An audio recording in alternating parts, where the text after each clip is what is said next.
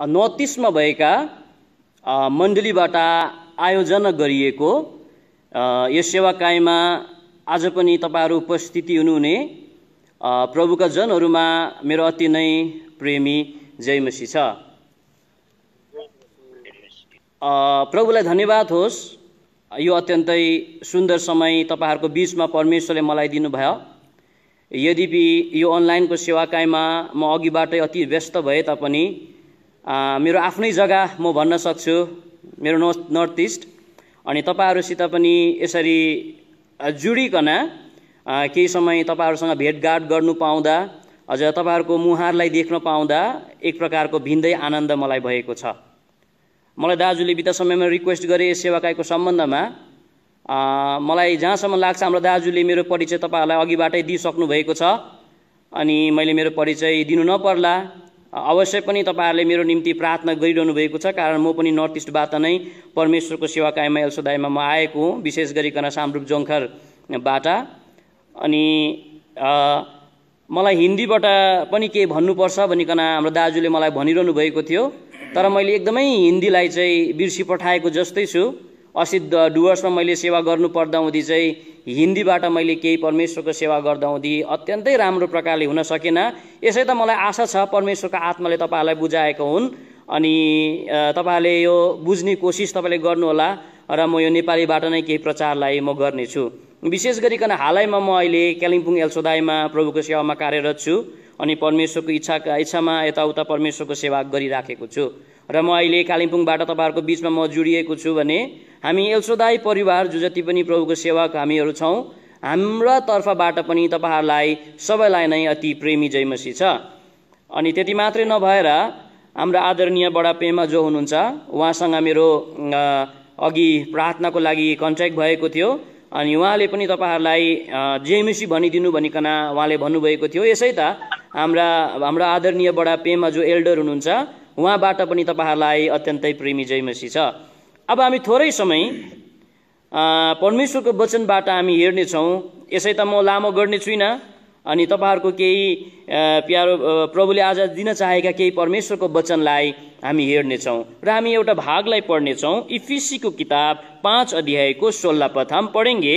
इफिसियों की किताब 5 अध्यायका हामी पढ्ने रहेछौँ। कति भन्दा हुँदी चाहिँ पढ्ने रहेछौँ, माफ गर्नुस्, 18 पदलाई हामी पढ्नेछौँ। इफिसियों की पत्री 5 अध्यायका 18 पद। जो मेरा यहाँ पर भाइ छ, मेरो भाइ हुनुहुन्छ यहाँ, हाम्रो भाइले नेपालीमा पढिदिनु हुनेछ, अनि म यसलाई हिन्दीमा पनि पढ्नेछु। कृपया भाइ पढिदिने। अनि दाखमतले नमाता जसमा चरित्रहीनता हुन्छ तर आत्माले भरपूर हो। म हिन्दीबाट पढिराखेको छु। हम हिंदी से पढ़ रहा हूँ। दाग मत से मतवाला ना बनो, क्योंकि इसमें लुचपन होता है, पर आत्मा से परिपूर्ण होते जाओ। आमीन। हामी सहायताको लागि प्रार्थना गर्नेछौँ। हम सहायता के लिए प्रार्थना करेंगे। जिउँदो विश्वास योग्य अनुग्रहकारी प्रभुजी, आदर र प्रशंसाको परमेश्वर, राजौ का राजा, प्रभुका प्रभु, तपाईलाई धन्यवाद दिन्छौँ।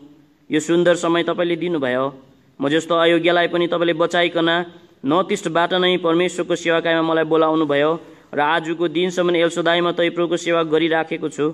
आज प्यारो प्रभु परमेश्वर यहाँले यो सेवा कार्य गरिराखेका थिए। प्यारो प्रभु परमेश्वर नर्थ इस्टमा भइकन विशेष गरिकन हाम्रो दाजु सोलोमनलाई तै प्रभुले यस जग्गाबाट पनि केही तालिम प्राप्त गरिकन लानुभयो, शिलोङमा सेवा गरिराखेको छ, र यिनले लगातार यो सेवा कार्य गरे।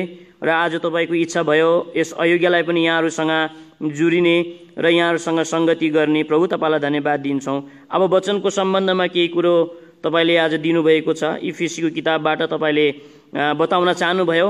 यसै त प्रभु अब तपाईले बात गरिदिनु बक्सिनुहोस्। कति यस्ता नेपाली नबुझ्ने अवश्य पनि छन्, यहाँलाई यो नेपाली बुझ्नमा तपाईले सहायता गर्नु। आफ्नो आत्माद्वारा नै तपाई प्रभुले बात गरिदिनु बक्सिनुहोस्। मलाई क्रुसको तै प्रभु अघि आइकन बात गरिदिनु बक्सिनुहोस्। तपाईलाई धन्यवाद दिन्छु। यो नेटको साह्रै डिस्टर्ब भइराखेको छ, यसलाई पनि तपाईले आफ्नो नियन्त्रणमा राखिदिनु बक्सिनुहोस्। हामी किन थोरै समय नबसौँ, हाम्रो निम्ति आशिषित समय बनोस्। प्रभुजी तै प्रभुबाटको सहायता, अनुग्रह र दया चाहँदै प्रार्थनालाई मुक्तिदाता प्रभु यीशु ख्रीष्टको नाममा चढाउँछौँ। सुनिग्रहण गर्नुहोस्। आमीन। फेरि पनि हाम्रो भाइले नेपालीमा पढिदिनु हुनेछ। भाइ पढिदिनुहोस्। अनि दाखमतले नमाता, अनि दाखमतले नमाता, जसमा चरित्रहीनता हुन्छ, जसमा चरित्रहीनता हुन्छ, तर आत्माले भरपूर हौ, आत्माले भरपूर हौ। यो जुन चाहिँ इफिसीको किताब 5 अध्यायको 18 पदलाई तपाईँ र मैले पढ्यौं। अनि यस जग्गाबाट केही परमेश्वरको वचन तपाईहरुको बीचमा पस्किनुभन्दा अघि अथवा राख्नुभन्दा अघि यो वचनद्वारा परमेश्वरले मसँग कस्तो प्रकारले बात गर्नुभएको थियो, अनि कसरी चाहिँ परमेश्वरले यो इफिसीको किताब 5 अध्यायको 18 पद मैले धेरैचोटि पढेको थिएँ। अनि मलाई जहाँसम्म लाग्छ हजुरले पनि धेरैभन्दा धेरैचोटि पढिसक्नु भएको छ। तर मलाई चाहिँ परमेश्वरले यस जग्गाबाट कस्तो प्रकारले केही प्रकाश भन्न सक्छु, म केही रेभुलेसन भन्न सक्छु, म परमेश्वरले मलाई कसरी दिनुभयो भन्ने सम्बन्धमा म तपाईहरुको बीचमा म चर्चा गर्नेछु। विशेष गरिकन मैले भनिहालेँ म एल्सदाईमा छु। जब पनि म एल्सदाईमा आएर लगभग 5-6 वर्ष मेरो बितिसकेको थियो। हामी एल्सदाईमा बिहानै आइतबारको दिन झाडु मार्ने गर्छौं, कम्पाउन्ड सफा गर्ने गर्छौं। अनि मैले एक दिन कम्पाउन्ड सफा गरिराखेको थिएँ। अनि कम्पाउन्ड सफा बिहानै उठिकन मैले झाडु मारिराखेको बेलामा हाम्रो घरमा हाम्रो अक्कु टेन्डुप हुनुहुन्छ। उहाँले मलाई भन्नुभयो, लुकास आज तँ यस्तो जग्गामा जानुपर्छ, त्यहाँ गएर तैँले सबै सेवा गर्नुपर्छ। यसैकारण अब यो झाडु मार्नु छोड, यो काम गर्नु छोड, तँ तयार हु अनि यो जग्गामा गएर सेवा गर्नु। अनि लगभग निकै 1.5 घण्टा जस्तो लाग्थ्यो गाडी बसमा जानका निम्ति त्यो जग्गामा म सेवा गर्न जानुपर्ने हुन्थ्यो। तर दुःखको कुरा के थियो भन्दा हुँदी म प्रभुको वचनको लागि तयार भएको थिइनँ। म सम्पूर्ण प्रकारले म तयार भएको थिएन। तर हाम्रो एल्सदाईमा एउटा आज्ञा छ, जुन आज्ञालाई हामीले सरसर्ती स्वीकार गरिहाल्नु पर्ने हुन्छ, हामीले मानिहाल्नु पर्ने हुन्छ। यसै त मैले केही पनि भनिन प्रभु, अब प्रभुको दासले मलाई त्यस जग्गामा गएर सेवा गर्नु भन्यो, अब मैले सबै सेवा गर्नुपर्ने। तर केही पनि मैले बाइबल भने जस्तो पढ्न सकिराखेको छुइनँ।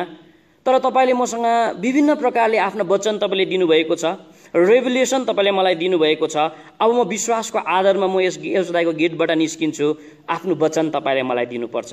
अनि जब पनि यस्तो प्रकारको सेवाकाई मैले अचानक गर्नु पर्दा बाटोमा हिँड्दै जाँदा हुँदी प्रभुले मलाई चढा देखाउनुहुन्थ्यो, प्रभुले मलाई विभिन्न प्रकारको आकारहरू देखाउनुहुन्थ्यो। त्यो बीचबाट परमेश्वरले मसँग बात गर्नुहुन्थ्यो। र मैले त्यही भने आज पनि म एल्सदाईको गेटबाट निस्किने बित्तिकै तपाईले मसँग केही कुरो भन्नुपर्छ प्रभु आज। अनि म यही प्रकारको तपाईको वचनहरू दिन सकौं ताकि सबै विश्वासीहरू सन्तुष्ट हुन सकेका होस्, सबै विश्वासीहरू खुसी हुन सकेका होस्। मैले जस्तो प्रभुलाई प्रार्थना गरेर निस्के त्यति बेला विशेष गरिकन 4 बारको समय थियो, तिहारको समय थियो। जस्तो म एल्सदाईको गेटबाट निस्केर अलिकति माथि गए त्यस जग्गामा त रक्सी पिएर लडेको मान्छे मैले सबैभन्दा पहिलो देखेँ। म छक्कै परे, होइन प्रभु यो कस्तो दृश्य तपाईले देखाउनु भएको, रक्सी खाएर लडिराखेको मान्छे मैले आज हेर्नु परिराखेको छ। म यो अचम्म लाग्छ। पनि केही छैन, तपाईले मसँग केही बात गर्नुपर्छ। म मोटर स्ट्यान्डमा पुगे, म गाडीमा सम्पूर्ण प्रकारले मैले टिकट काटेर चढे। अनि जस्तो म मोटर स्ट्यान्डमा पुगेको मात्रै थिए, मोटर स्ट्यान्डमा पुग्नुभन्दा केही अलिकति अघि त्यहाँ पनि एकजना मान्छे चाहिँ रक्सी पिएर अथवा मद पिएर सुतिराखेको रहेछ, लडिराखेको रहेछ। होइन यो आज के हुँदैछ? आज म केही बुझ्न सकिराखेको छैन, केही विचार प्रभुले मलाई दिएको छैन। रक्सी पिने मान्छे मात्रै प्रभुले मलाई देखाइरहनु भएको छ। होइन आज के भइराखेको छ यस्तो? अब मैले यात्रा गरेर त्यो जुन जग्गामा मैले आइतबारको सेवा गर्न पर्ने थियो त्यस जग्गामा म पुग्न आँटेको थिएँ। सेवा घर पुग्नभन्दा केही क्षण अघि त्यहाँ पनि फेरि एकजना मद पिएको मान्छे चाहिँ लडेर सुतिराखेको रहेछ। म त हत्तु भए, होइन यो के भएको आज, यो के गर्दैछ केही बुझ्न सकिराखेको छैन। प्रभुले मलाई देखाउनु भएको दृश्य जसबाट मैले परमेश्वरको वचन प्राप्त गर्न सक्छु सबै रक्सी पिएको मान्छे मात्रै म गए। र मैले 1 घण्टा समय पाएँ त्यस जग्गामा पुगिकन।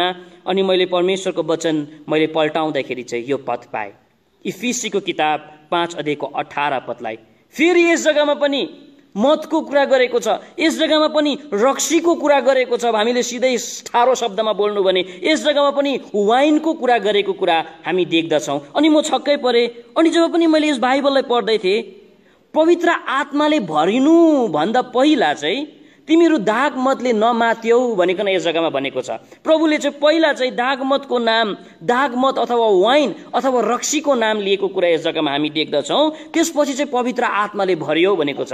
प्रभुलाई भने, प्रभु तपाईँले मलाई दिनुभएको यो वचन पक्कै यो हो भने तपाईँले मलाई यो जग्गाबाट केही प्रभुले आफ्नो वचन तपाईँले मलाई दिनुपर्छ। जब पनि मैले प्रार्थना गरिकन परमेश्वरको वचन यो मैले पढिराखेको थिएँ, परमेश्वरले के कारण चाहिँ पवित्र आत्माले भरिनु भन्नुभन्दा पहिला प्रभुले रम रक्सीको कुरा गर्नुभएको, पवित्र आत्माले भरिनु भन्नुभन्दा पहिला किन चाहिँ वाइनको कुरा गरिएको भनिकन जब पनि मैले प्रभुको वचन बाइबललाई पढिराखेको थिएँ, परमेश्वरले मलाई के बुझाउनु भयो, के देखाउनु भयो भन्दा हुँदै चाहिँ हामी प्रभुलाई पाएका मान्छेहरू हौँ। उद्धारको समयमा तपाईँ र मैले पवित्र आत्मा पाएका हौँ भनिकन हामी भन्ने गर्दछौँ। तर परमेश्वरको हृदयको चाहना छ कि तपाईँ र म चाहिँ पवित्र आत्माले भरिएको परमेश्वरले चाहना गर्नुहुन्छ।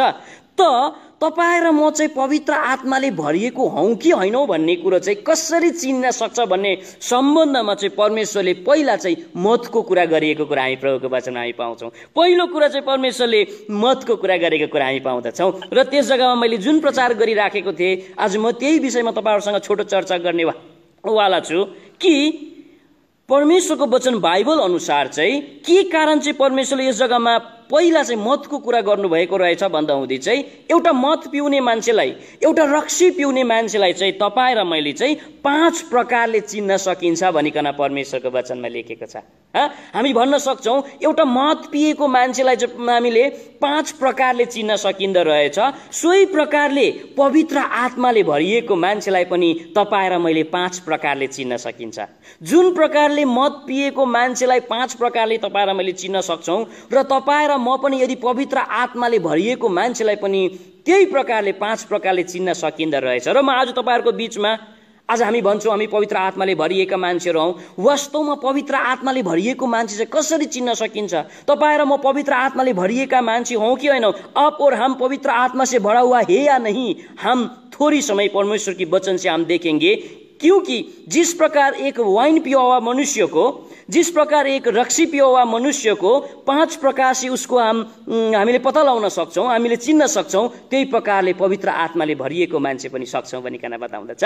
र हामी थोरै समय हामी यसलाई ध्यान दिनेछौँ र हामी एउटा निर्णय हामीले गर्नेछौँ। आजको दिनसम्म हामीले प्रभुलाई पाएको 30 वर्ष भयो, 40 वर्ष भयो, 50 वर्ष भयो, 20 वर्ष भयो, तपाईँ र मैले पवित्र आत्माले भरिएका छैनौँ भने, हामीमा केही कमी देख्यौँ भने आज परमेश्वरलाई तपाईँ र मैले विशेष गरिकन हामी परमेश्वरको चरणमा हामी आइकन हामी पश्चातापी हामी बन्नेछौँ। सबैभन्दा पहिलो कुरा चाहिँ एउटा मद पिउने मान्छेलाई, एउटा रक्सी पिउने मान्छेलाई चाहिँ उसको मुहारद्वारा चिनिन्छ भनिकन बताउँदछ। के यो कुरो राइट होइन?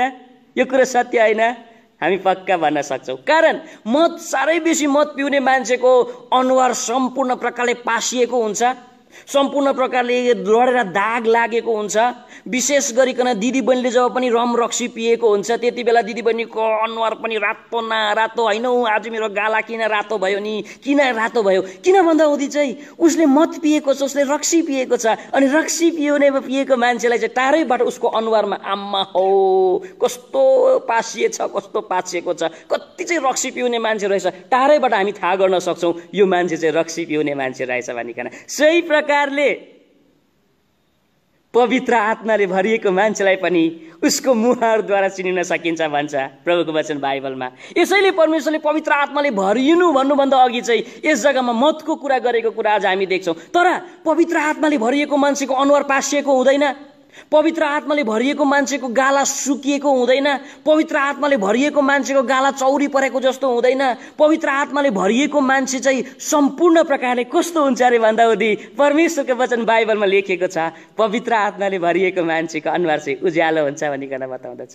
चाहे त्यो मान्छेले ढेँडो किन खान नपाओस्, किन सिस्नु खान नपाओस्, दुःखमा किन तपाईँ र म जाउँ, परिस्थितिमा तपाईँ र म किन नजाउँ, तर जो मनुष्य पवित्र आत्मा से भरा हुआ होता है वो मनुष्य का फेस अति उज्यालो हुन्छ भनिकन परमेश्वरको वचन बाइबलमा हामी देख्छौँ। एकजना प्रभुको दासको विषयमा लेखेको छ, भाइ पढिदिनुहोस् त।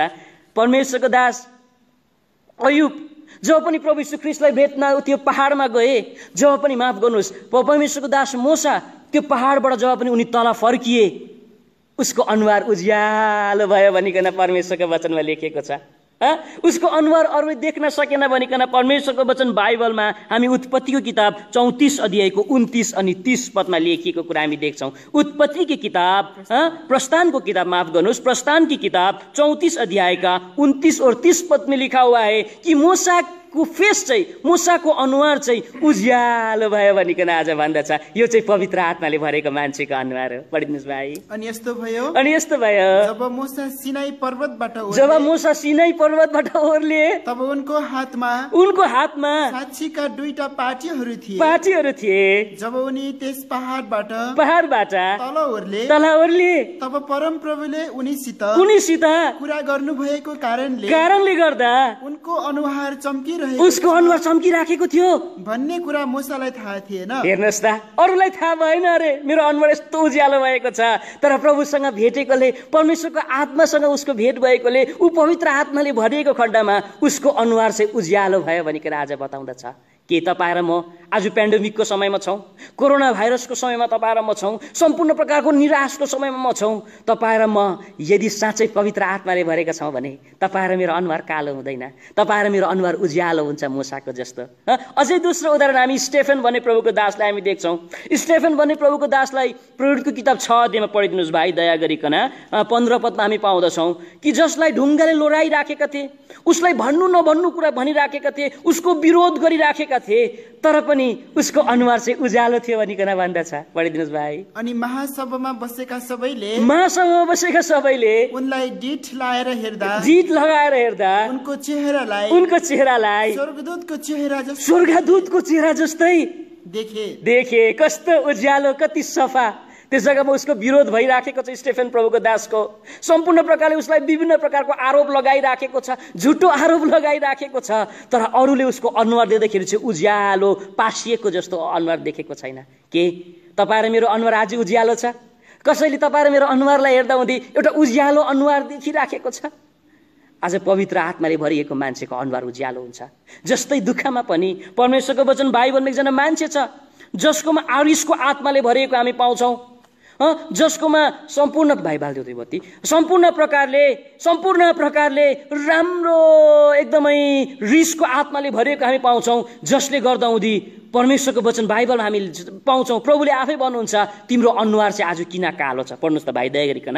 हामी यो कुरो उत्पत्तिको किताब 4 अध्यायको 5 अनि 6 पदमा कैनलाई भनेको कुरा हामी देख्छौँ। कैन, तिमीले म कहाँ भेटी ल्यायौ? यो कुरो सिधै ठिकै कुरा हो, तर आज तिम्रो भेटी एक्सेप्ट भएन, यो कुरो म मान्दछु, तर आज तिम्रो अनुहार चाहिँ किन कालो छ भनिकन आज भन्दछ। कृपया पढिदिनुहोस् त भाइ। तब कैनलाई र त्यसको भेटी उहाँले ग्रहण गर्नु भएन र भन्नुभयो त किन साह्रै रिसाइस? अनि परमप्रभुले कैनलाई भन्नुभयो तिमी किन रिसायौ? तिम्रो मुख किन अँध्यारो छ? भाइ हेर त यो बत्ती, तिम्रो मुख किन आज अँध्यारो छ भनिकन यस जग्गामा भनिराखेको कुरा हामी परमेश्वरको वचनमा हामी देख्छौँ। कि आज परमेश्वरले तपाईँ र मेरो मुहारलाई आज हेरिरहनु भएको छ, परमेश्वरले तपाईँ र मेरो फेसलाई प्रभुले हेरिरहनु भएको छ। कि कतै आज सम्पूर्ण प्रकारले कालो अनुहार त तपाईँ र मेरो देखिरहनु भएको छैन? तपाईँ र मेरो फेस सम्पूर्ण प्रकारले कालो त भएको छैन? आज तपाईँ र मैले आफूलाई जाँच्नुपर्छ। पवित्र आत्माले भरिएका मान्छे तपाईँ र म हौँ भने, पवित्र आत्माले भरिएका तपाईँ र म छौँ भने तपाईँ र मेरो फेस, तपाईँ र मेरो अनुहार चाहिँ उज्यालो हुन्छ भनिकन आज भन्दछ। जब तब आप और हम पवित्र आत्मा से भरुआ मनुष्य है तो हमारा फेस जो है बहुत उज्वाला होता है। कि तपाईँ र मेरो अनुहार आज उज्यालो छ? कि परमेश्वरले तपाईँ र मलाई सोधिरहनु भएको छैन फलना तिम्रो अनुहार आज किन यस्तो कालो छ? तिमीले किन यस्तो कालो अनुहारमा तिमी हिँडिराखेको छौ? जो कुरो अति नै असल छैन, जो अत्यन्तै घृणित छ भनिकन आज भनिराखेको कुरा हामी देख्छौँ। म तपाईँलाई मेरो जीवनमा सत्य देखेको घटनामा आज बताउने छु, जसले मसँग पनि गहिरो प्रकारले प्रभुले बात गर्नुभयो। एल्सोदाईमा म बसिराखेको थिएँ, मेरो अनुभव म तपाईँलाई बताइराखेको छु। म एल्सोदाईमा बसिराखेका थिएँ अनि मैले एकजना अङ्कलको विषयमा मैले सुने कि जसलाई चाहिँ क्यान्सर लागेको रहेछ, क्यान्सरको बिमार उसलाई लागेको रहेछ। अनि मैले यो पनि कुरा सुनेको थिएँ कि उसको यस्तो प्रकारको घाँटीमा घाउ भएको रहेछ, क्यान्सरको घाउ भएको रहेछ, जसले गर्दाखेरि चाहिँ ऊ सम्पूर्ण प्रकारले उसको घाँटीबाट चाहिँ किरा झर्दै थियो भनिकन आज हामीले सुनेका थियौँ। अनि गाउँमै सम्पूर्ण प्रकारले त्यो किरा गनाएकोले उसको कुहेको घाउ चाहिँ गनाइराखेको थियो भनिकन मैले खबर सुनेको थिएँ। र एक दिन अचानक मलाई एल्सोदाईबाट त्यो जग्गामा भिजिटको निम्ति अङ्कलले मलाई अराउनु भयो। त्यो जग्गामा जा, साह्रो परिराखेको छ अरे, अब उसको मृत्यु हुन्छ होला, अन्तिम प्रार्थना तैँले गरिदिनुपर्छ, तँ जानुपर्छ। अनि यति कुरो याद गर, सम्पूर्ण घाउ कुहेको छ अरे, सम्पूर्ण प्रकारले गाउँै गनाइराखेको छ भनिकन आज बताउँदछ। जब पनि मलाई यो आज्ञा आयो, मलाई यस्तो साह्रो पर्यो, कसरी जानु त्यो जग्गामा, म कस्तो घाउ गनाइराखेको होला, क्यान्सरको घाउ झन् घिनलाग्दो हुन्छ भनिकन आज भन्छ, म कसरी जानु। तर पनि म प्रार्थना गरेँ अनि बेग बोकिकन त्यस जग्गामा गएँ, त्यो घरमा म गएँ। जाँदा जाँदा जाँदा जाँदै साँच्चै जति त्यो अङ्कलको घरको नजिकमा म पुग्छु त्यति नै त्यो घाउको बास्ना आउन थाल्यो। जब पनि म उसको घरभित्र पुगेँ, साँच्चै सम्पूर्ण प्रकारले घाउै घाउ, त्यो कुहेको घाउ चाहिँ घाँटीबाट गनाइराखेको रहेछ र उसको छोराले घाँटीलाई बाँधेको रहेछ। र मैले मनमा यस्तो खालको कुरा खेल्दै गएँ, कस्तो होला त्यो बाजेको अनुहार, कस्तो प्रकारको निराशमै छ होला यो घर, कति दुःखमा छ आज यो घर, आज कसरी चाहिँ आज यस घरलाई के भनेर सम्झाउनु, के भन्नु। तर जस्तो म उसको घरमा म प्रवेश गरेँ, प्रवेश गर्ने साथै जब पनि त्यो अङ्कललाई, त्यो वृद्ध बाबुलाई मैले देखेँ, मेरो अनुहारभन्दा उज्यालो चाहिँ त्यो वृद्ध बाबुको थियो। म छक्कै परेँ। अनि त्यो बुबालाई मैले भने, बाबा तपाईँ कस्तो हुनुहुन्छ? उहाँले भन्छ, नानी प्रभु मलाई कहिले लिनु आउनुहुन्छ र? मलाई जाउँ भइसक्यो, कति छिटो प्रभु आउँछ, त्यति छिटो। अनि मैले भने, तपाईँको घाउ कहाँ छ? साँच्चै कति ठुलो घाउ रहेछ। र उहाँले भन्छ, नानी मेरो जीवनमा मलाई केही छैन, यो घाउको पीड मलाई केही पनि छैन, मलाई मेरो जिन्दगीमा एउटै कुरो मेरो लागि छ, सक्दोभर छिटोभन्दा छिटो म परमेश्वरको घरमा जानु। यसैले म आनन्दित छु, यो पीडा मलाई केही पनि छैन।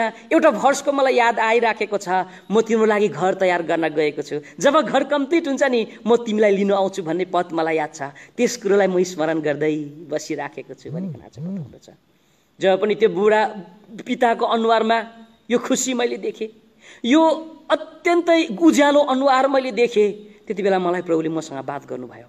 यो चाहिँ पवित्र आत्माले भरिएको मान्छे हो, जसको जीवनमा क्यान्सरको पीडा छ, जसको जीवनमा यो प्रकारको दुःख छ, जसले भोजन खान सकिराखेको छैन, मार खानुपर्छ, तर पनि अनुहार कति उज्यालो, कति खुसी, कति दामी। राजा मलाई परमेश्वरले बात गरिरहनु भएको थियो, तेरो जिन्दगीमा यो प्रकारको दुःख आउला, यो प्रकारको परिस्थिति आउला, यो प्रकारको रोग आउला कि त्यति बेला तेरो अनुहार चाहिँ उज्यालो हुन सक्छ। पवित्र आत्माले भरिएको मान्छेको जीवनमा क्यान्सरको रोग किन नलागोस्? पवित्र आत्माले भरिएको मान्छेको जीवनमा जस्तै प्रकारको कर्कट रोग किन नलागोस्? त्यसको अनुहार चाहिँ उज्यालो हुन्छ, दुःखमा पनि उज्यालो। मैले मेरो जीवनमा अङ्कल दानियलको विषयमा भन्नु मलाई कर लाग्छ। उहाँ पनि पवित्र आत्माले भरिएको मान्छे हुनुहुन्थ्यो। उहाँले आफ्नो जिन्दगीमा प्रभुको सेवा गर्दा गर्दै यस्तो प्रकारको रोगको सामना उहाँले गर्न पर्यो। त्योभन्दा अघि हाम्रो आन्टीलाई उहाँले गुमाउनु भयो, त्यसपछि आदरणीय दाजुलाई उहाँले गुमाए, पछिबाट गएर आफूलाई पनि गुमाउन पर्ने स्थितिमा पनि उहाँको अनुहार तपाईँ र मैले कहिले पनि मुर्झाएको हामीले देखेनौँ। हो, आज कोरोना भाइरसको समयमा तपाईँ र म फाइनेन्सियली क्राइसिसमा छौँ, हाम्रोमा पैसा रुपियाँ छैन, हामीमा ऋण लागेको छ, हामी सम्पूर्ण प्रकारले दुःखमा छौँ, हामी परिस्थितिमा छौँ, रोदनमा छौँ तपाईँ र म। तर जस्तै प्रकारको दुःख र परिस्थिति किन नहोस्, तपाईँ र म पवित्र आत्माले भरिएका छौँ भने तपाईँ र मेरो अनुहार चाहिँ उज्यालो हुन्छ। यसैले पहिलो कुरा तपाईँ र मैले देख्यौँ, पवित्र आत्माले भरिएको मान्छेको अनुहार चाहिँ उज्यालो हुन्छ। अझै म तपाईँलाई एउटा सत्य घटना बताइकन म अरू कुरो छोटो गर्दै लिएर जानेछु। किन चाहिँ पवित्र आत्माले भरिएको मान्छेलाई जिन्दगीमा मृत्युले पनि उयो नगर्न सकेको? एउटा बायोग्राफी मैले पढिराखेको थिएँ। त्यो बायोग्राफीमा चाहिँ रोम भन्ने ठाउँको एउटा क्लाउडिया भन्ने मात्रै 16 वर्षको स्त्रीको विषयमा, अनि त्यो समयमा चाहिँ 15 सेन्चुरीको कुरा हो, त्यो समयमा चाहिँ रोम भन्ने ठाउँमा विश्वासी हुनु, बाइबल पढ्नु र क्रिस्चियन हुनु चाहिँ उनीहरूको निम्ति गभर्मेन्टको कानुन अनुसारै मृत्युदण्ड तोकिएको थियो, मृत्युदण्ड उसलाई तोकिएको थियो। तर यस्तो खालको बीचमा पनि त्यो क्लाउडिया भन्ने एउटा धनी परिवारको छोरीले प्रभुलाई प्राप्त गर्छ र ऊ अति खुसी हुन्छ, अति आनन्दित छ। समय आयो, क्लाउडियाले प्रभुको सेवा गर्न थाल्यो, अन्डरग्राउन्डको चर्चेसमा प्रभुको सन्डे स्कुल उसले गर्न थाल्यो। पछिबाट यो कुरो थाहा हुन्छ उसको पिता र मातालाई, र भन्छ अब मेरो छोरीले त प्रभुलाई पाएछ, यदि यो कुरो गभर्मेन्टले थाहा पाए भने म पनि मर्नेछु, आज मलाई पनि मारिदिन्छ, अनि मेरो छोरी पनि मारिदिन्छ, मेरो स्वास्नी पनि मारिदिन्छ। मेरो छोरीले किन यस्तो गल्ती गर्यो? किन प्रभु यीशु ख्रीष्टलाई प्राप्त गरे? किन प्रभु यीशु ख्रीष्टलाई प्राप्त गरे? यो सबैभन्दा ठुलो गल्ती भएको छ। एक दिन छोरी घरमा आउँदो रहेछ। छोरीलाई आमा र बुबाले सोध्छ, छोरी नानी क्लाउडिया, तिमीले साँच्चै यीशुलाई पाएको हो? यस्तो प्रकारको हल्ला सुन्दैछु, हाम्रो देशमा यीशुलाई पाउनु चाहिँ तिमीलाई थाहा छैन, कानुनको विरुद्ध हो, मारिदिन्छु, यस्तो धर्मलाई पनि अपनाउने हो, यीशुलाई विश्वास गर्ने हो, तिमीले गलत गर्यौ छोरी, तिमीले यीशुलाई छोडिदेऊ, नत्र भने आज बहुत असुविस्ता हुन्छ नानी, हामी तिमीलाई गुमाउन चाहदैनौ। के तिमीलाई मलाई हाम्रो माया लाग्दैन? के तिमीलाई तिम्रो बाउको माया लाग्दैन? के मलाई माया तिमीले गर्दैनौ? नानी यीशुलाई त्यागिदेऊ। त्यति बेला भन्छ, बाबा म कसैले यीशुलाई त्याग्न सक्छु? मैले आनन्द पाएको छु, मैले खुसी पाएको छु, मैले रमाहटलाई मैले पाएको छु, प्रभु यीशु ख्रीष्टमा साँचो जीवन मैले पाएको छु, कति उज्यालो मेरो अनुहार भएको छ, म प्रभुलाई त्याग्न चाहदिनँ। त तिमीले के गर्छौ? यदि प्रभुको लागि मर्न परे तापनि म प्रभुलाई त्याग्न छैन। होइन नानी, तिमीले प्रभुलाई छोड्नुपर्छ, कारण हामीलाई पनि तिमीले प्रेम गर्नुपर्छ, हामीले तिमीलाई जन्माएको। तर छोरी कति पनि मान्दैन, उसले प्रभु यीशु ख्रीष्टलाई छोड्न मान्दैन, प्रभु यीशु ख्रीष्टलाई त्याग्न मान्दैनौ।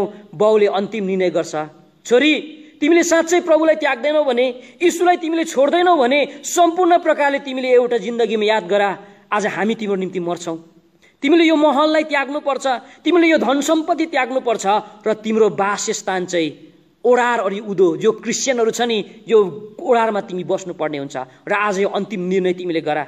यदि तिमीले आज हामीलाई चुन्छौ कि यो सुन्दर महल चुन्छौ कि यति सुन्दर धन सम्पत्ति तिमीले चुन्छौ कि तिमीले तिम्रो चर्चलाई तिमीले चुन्छौ, के तिमीले मलाई माया गर्दैनौ? आमा मेरो बुबा, म तपाईँलाई माया गर्छु, तर प्रभु यीशु ख्रीष्ट जति म चाहिँ म माया गर्न सक्दिनँ। यसैले यो घर मलाई चाहिएन, मलाई प्रभु भए पुग्यो। म यो घर मलाई चाहिएन, मलाई प्रभु भए पुग्यो। म प्रभुलाई कहिले पनि त्याग्न सक्दिनँ।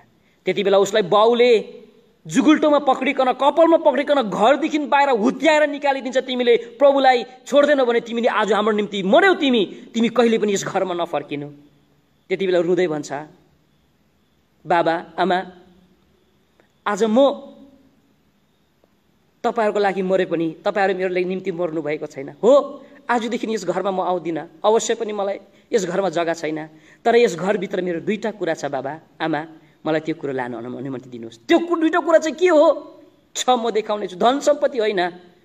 लैजा भनिकन जब बुबा र आमाले उसलाई आज्ञा दिन्छ, एउटा बाइबल रहेछ, एउटा आमा र बुबाको फोटो रहेछ। जब पनि त्यो रुमबाट आमा र बुबाको फोटो र बाइबल उसले निकाल्छ र छातीमा आमा र बुबाको फोटो राखेर बाइबल उसले छातीमा राखेर भन्छ, बुबा यो बाइबल मेरो बहुमूल्य कुरा हो र तपाईँ र मेरो आमाको फोटो म सधैँ नजिकमा राखिकन म आज प्रार्थना गर्नेछु, ताकि मेरो आमा बाउको पनि अनुहार खोलियोस्, आँखा खोलियोस् र मेरो आमा बाउले पनि उद्धार अनि मुक्ति पाओस् भनिकन म तपाईँहरूको लागि मरे पनि मेरो आमा र बुबा तपाईँ मेरो निम्ति कहिले पनि मर्नु हुनेवाला छैन। आजदेखि घर छोड्दैछु, एक दिन अवश्य पनि म तपाईँको घरमा आउनेछु, त्यति बेला अवश्य पनि तपाईँहरूले मुक्ति पाएको हुनुपर्छ। त्यो छोरी जान्छ, अन्डरग्राउन्डको चर्चमा प्रभुको सेवा गर्दा गर्दै उसलाई पुलिसद्वारा गिरफ्तार गरिन्छ र पछिबाट यो कुरो थाहा हुन्छ कि पुलिसद्वारा गिरफ्तार गरिसकेपछि आज कोर्टले चाहिँ उसलाई मृत्युदण्डको सम्पूर्ण प्रकारले मृत्युदण्ड उसको निम्ति तोकिदिन्छ र उसलाई मार्नका निम्ति जिउँदै क्रुसमा लगेर झुन्डाएर मार्नका निम्ति उसलाई धेरै लामो बाटो हिँडेर लगिराखेको हुन्छ। सानो केटी छ र पुलिस कर्मीहरू छ, अनि जब पनि बाटोमा गइराखेको हुन्छ त्यो पुलिस कर्मीले सोध्छ, छोरी तिमी कति सानो छौ, के तिमीलाई अलिकति पनि डर लागेको छैन? तिमीलाई मृत्युतर्फ लगिराखेको छ, तिमी एकछिनपछि मर्छौ, तिम्रो शरीरमा आगो लगाइन्छ, तिमीलाई कति पनि डर लागेको छैनौ? तिम्रो अनुहार किन यति खुसी छ? त्यति बेला प्रभुको दासलाई भन्छ, त्यो छोरीले त्यो पुलिसलाई भन्छ, अङ्कल म प्रभुसँग किन डराउँ? जति म नजिक पुग्दैछु नि म प्रभुको घरको ढोकामा पुगे जस्तो मलाई लागिराखेको छ। तिमीमा अलिकति पनि अफसोस छैन, तिमी एक थोपा आँसु पनि चुहाउँदैनौ, तिमी यति खुसी देखिन्छ, तिम्रो अनुहार यति मिठो देखिराखेको छ। नानी वास्तवमा यो कुरो के छ? अङ्कल प्रभु यीशु ख्रीष्टमा मुक्ति छ, प्रभु यीशु ख्रीष्टमा आनन्द छ। हामीमा जस्तै प्रकारको मृत्युको दण्ड नै थोकिए तापनि हामी पवित्र, हामीमा प्रभुको आत्मा भएकोले हाम्रो अनुहार कहिले पनि मिर्चाउँदैन। यसैले जति म त्यो चिहानको नजिक पुगिराखेको छु, मलाई त्यति खुसी लागिराखेको छ, एकछिनपछि म परमेश्वर कहाँ पुगिहाल्छु, यसैले मलाई कति पनि डर छैन। नभन्दै त्यो मृत्यु उसलाई मार्ने जग्गामा उनी पुगिन्छ। जब पनि उसलाई मार्ने जग्गा जो तयार गरिएको हुन्छ, ऊ कुद्दै कुद्दै कुद्दै कुद्दै त्यो जग्गामा गएर आज त्यस क्रुसलाई उसले अँगाल्छ, अनि त्यस क्रुसलाई उसले अँगालिसकेपछि त्यस क्रुसलाई चुम्बन खाँदै भन्छ, ए क्रुस तिमी कति धन्यका छौ। केही समयपछि तिमीले मलाई सम्पूर्ण प्रकारले मेरो स्वर्गीय पिताको घरमा मलाई पुर्याइदिनेवाला छ, तिमी कति धन्य छौ। र उसको आँखामा कालो पट्टी बानिन्छ। कालो पट्टी बानिसकेपछि घुँडा टेकिकन उसले प्रार्थना गर्छ, प्रभु मेरो आमा र बुबालाई तपाईँले बचाइदिनुहोस्, मेरो आमा र बुबालाई तपाईँले बचाइदिनुहोस्, मेरो आमा र बुबालाई तपाईँले बताइदिनुहोस्। र यो भूमिमा म मात्रै अन्तिम शहीद बनौँ आबा। योभन्दा अघि कति शहीद बने भने अबदेखि उता चाहिँ यो भूमिमा मात्रै म मात्रै एउटा शहीद बनौँ, अबदेखि उता चाहिँ यो भूमिमा परमेश्वरको घर बनोस् भनिकन उसले प्रभुलाई प्रार्थना गर्छ। र त्यस जग्गामा उसलाई क्रुसमा झुन्डाइकन जिउँदै मारिदिन्छ। जति उसलाई आगो लागेर पोलिराखेको हुन्छ त्यति बेला उसले भनिराखेको हुँदो रहेछ, प्रभु तपाईँले मेरो निम्ति यस क्रुसको मृत्यु चुनिदिनु भएको खण्डमा म तपाईँप्रति धन्यवाद दिन्छु। तपाईँले मलाई जुन चाहिँ क्रुसको मृत्युलाई सुनिदिनु भयो, तपाईँले चुज गरेर दिनुभयो, म तपाईँप्रति धन्यवाद दिन्छु, म तपाईँप्रति धन्यवाद दिन्छु। त्यो नानी हेर्दै हेर्दै त्यस नानीको मृत्यु हुन्छ र इतिहासको किताबमा लेखिएको छ। त्यो नानीको जीवनद्वारा त्यो पुलिसको अफसर त्यो खुसी अनुहारद्वारा त्यो जग्गामा जुन जग्गामा उसलाई मारेका थियो त्यो जग्गामा चाहिँ प्रभुको घर बनिएको रहेछ। अनि त्यस जग्गामा पहिलो प्रभुको सेवा गर्ने मान्छे चाहिँ त्यही पुलिस अफसर पो बनेको रहेछ।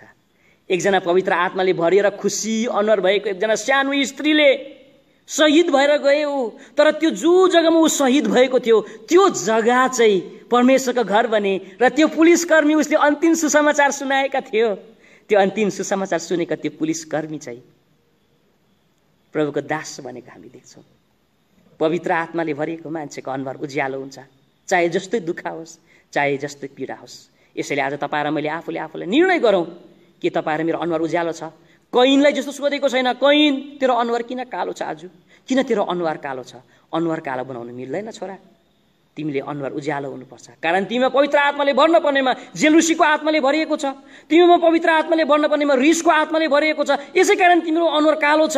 जब तपाईँ र ममा क्रोधको आत्माले भरिन्छौँ, हामी रिस गर्छौँ, हामी आरिस हामीले गर्छौँ, पवित्र आत्माले भरिएको मान्छेको अनुहार उज्यालो हुन्छ। पहिलो कुरा हामीले हेऱ्यौँ। अब दोस्रो कुरा, रम रक्सी पिएको मान्छेलाई चाहिँ कसरी तपाईँ र मैले चिन्न सकिँदो रहेछौँ भन्दा हुँदै चाहिँ रम रक्सी पिएको मान्छेलाई चाहिँ तपाईँ र मैले उसको हिँडाइद्वारा चिनिन सकिन्छ भनिकन परमेश्वरको वचनमा लेखिएको छ।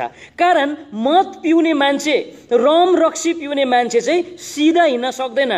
यसै कारण त भनेको रहेछ नि त इफिसीको किताब 5 अध्यायको 18 पदमा दाग मतले नमातियो, पवित्र आत्माले भर्दै जाऊ। यसै कारण पहिला चाहिँ दागको कुरा परमेश्वरले गर्नुभएको छ, रमको कुरा प्रभुले गरेको छ, मदको कुरा गरेको कुरा आज हामी देख्छौँ। कारण मद पिउने मान्छेलाई टाढैबाट उसको हिँडाइद्वारा चिन्न सकिन्छ। कारण मद पिउने मान्छे चाहिँ सिधा हिँड्न सक्दैन, उसको हिँडाइ चाहिँ अनब्यालेन्स हुन्छ, ऊ यताउता धलफल गर्दै ऊ हिँड्छ। सम्पूर्ण प्रकारले उसलाई हिँड्नका निम्ति साह्रो पर्छ, घरि लड्छ, घरि उठ्छ। तर पवित्र आत्माले भरेको मान्छेको हिँडाइ टिरो हुँदैन भनिकन भन्छ प्रभुको वचनमा।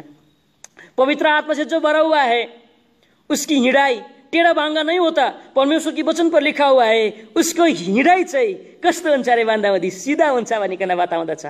यसै कारण के तपाईँ र म सिधा हिँडिराखेका छौँ? तपाईँ र मेरो हिँडाइ ठिक छ? तपाईँ र मैले साँच्चै पवित्र आत्माले भरिएको मान्छेको जस्तै तपाईँ र म हिँडिराखेका छौँ? पवित्र आत्माले भरिएको मान्छेको हिँडाइद्वारा चिनिन्छ, अह यो दाजुको हिँडाइ त कस्तो दामी छ, यो दिदीको हिँडाइ त कति दामी छ, यो जिम्मेवारी अङ्कलको हिँडाइ त कति दामी छ। कारण उसको हिँडाइ चाहिँ सिधा छ भनिकन यस जग्गामा लेखिएको छ, परमेश्वरको वचनमा लेखिएको छ। पवित्र आत्माले भरिएको मान्छेको हिँडाइ चाहिँ 3 प्रकारको हुन्छ भनिकन लेखिएको छ। पहिलो, जो मान्छे पवित्र आत्माले भरिएको छ, इफिसीको किताब 5 अध्यायको 2 पद अनुसार चाहिँ उसको हिँडाइ चाहिँ प्रेममा हिँड्छ ऊ भनिकन बताउँदछ। पहली बात, जो मनुष्य पवित्र आत्मा से भरा हुआ है उसकी हिँडाइ प्रेम में वो चलता है करके परमेश्वर की वचन पर इफिसी की किताब 5 अध्याय का 2 पद पर लिखा हुआ है। कृपया पढिदिनुस् भाइ। र प्रेममा हिँडा। पवित्र आत्माले भरिएको मान्छेको हिँडाइ चाहिँ प्रेममा ऊ हिँड्छ भनिकन परमेश्वरको वचनमा लेखिएको छ। के तपाईँ र म आज प्रेममा हिँडिराखेका छौँ? के तपाईँ र मेरोमा प्रेम छ? हाम्रो मण्डलीमा त के तपाईँ र हाम्रो मण्डलीमा हामीले प्रेम राखेका छौँ? परमेश्वरको वचन बाइबलमा लेखिएको कुरा हामी पाउँछौँ। प्रेम भन्ने कुरा चाहिँ के हो भन्दा हुँदै चाहिँ प्रेम भन्ने कुरा चाहिँ हाम्रो भाइजीले भन्नुभएको रहेछ, हाम्रो भाइजी भक्त सिंहले भन्नुभएको रहेछ। प्रेम चाहिँ हामी विश्वासी जीवनको मुटु हो भनिकन उहाँले भन्नुभएको रहेछ, एउटा हाड हो भनिकन भन्नुभएको रहेछ। के तपाईँ र ममा यो प्रेम छ? के तपाईँ र ममा यो मुटु भन्ने कुरा के आज तपाईँ र ममा छ। दोस्रो कुरो परमेश्वरको वचन बाइबलमा लेखिएको छ, यो प्रेम भन्ने कुरा चाहिँ तपाईँ र मेरो चाहिँ के अरे भन्दा हुँदी चाहिँ प्रेम भन्ने कुरा चाहिँ तपाईँ र मेरो दाग हो भनिकन बताउँदछ, मार्क हो भनिकन बताउँदछ। म पद पढाउने छुइनँ, तपाईँले लेखिरहनु भएको छ भने यो कुरो असल छ। यो कुरो यूहन्नाको किताब 13 अध्यायको 35 पदमा लेखिएको छ कि तिमीहरूको बीचमा प्रेम छ भने थाहा गरोस् कि तिमीहरू चाहिँ मेरो चेला हो भनिकन बताउँदछ। प्रेम भन्ने कुरा हामी विश्वासी जीवनको मुटु हो। प्रेम भन्ने कुरा चाहिँ तपाईँ र मेरो दाग हो भनिकन परमेश्वरको वचनमा लेखिएको छ भने तेस्रो कुरा चाहिँ प्रेम भन्ने कुरो चाहिँ तपाईँ र मेरो सामर्थ हो भनिकन श्रेष्ठ गीतको किताब 8 अध्यायको 7 पदमा लेखिएको कुरा आज हामी पाउँदछौँ। तर आज यी दिनहरूमा प्रेम नभएको खण्डमा तपाईँ र मैले सामर्थलाई गुमाएका छौँ, कारण तपाईँ र मेरो हिँडाइ चाहिँ प्रेमको हिँडाइ हुन पर्नेमा तपाईँ र म आज प्रेममा हिँड्न सकिराखेका छैनौँ। तेस्रो अर्को कुरो परमेश्वरको वचनले बताउँदछ, प्रेम भन्ने कुरा चाहिँ सम्पूर्ण प्रकारले तपाईँ र मलाई एउटा सक्सेस, तपाईँ र मलाई सफल पार्ने एउटा खुड्किलो हो भनिकन आज बताउँदछ कि यो प्रेम तपाईँ र ममा छ। तपाईँ र म प्रेममा हिँडिराखेका छौँ। परमेश्वरको वचन बाइबलमा लेखेको कुरा हामी पाउँदछौँ कि जो मान्छेको हृदयभित्र प्रेम छ, जो मान्छेकोमा हृदयभित्र सम्पूर्ण प्रकारको माया छ, उसले चाहिँ आफूलाई पनि बिर्सिएको हुन्छ भनिकन बताउँदछ।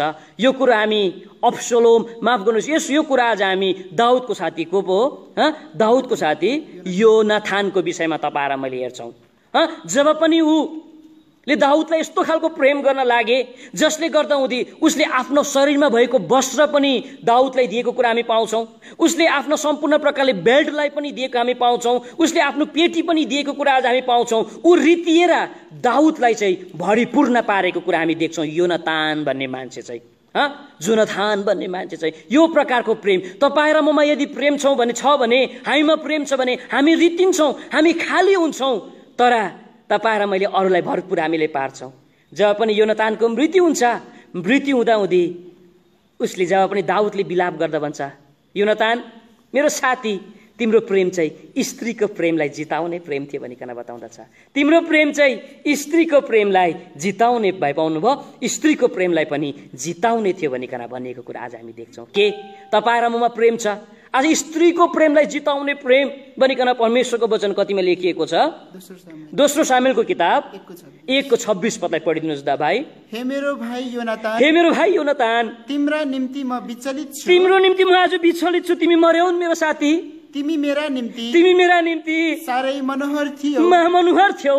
मेरा निम्ति तिम्रो प्रेम अचम्मको थियो। स्त्रीहरूको प्रेमलाई पनि जितिदिने साथी, तिमीले मेरो निम्ति नाङ्गो बन्यौ।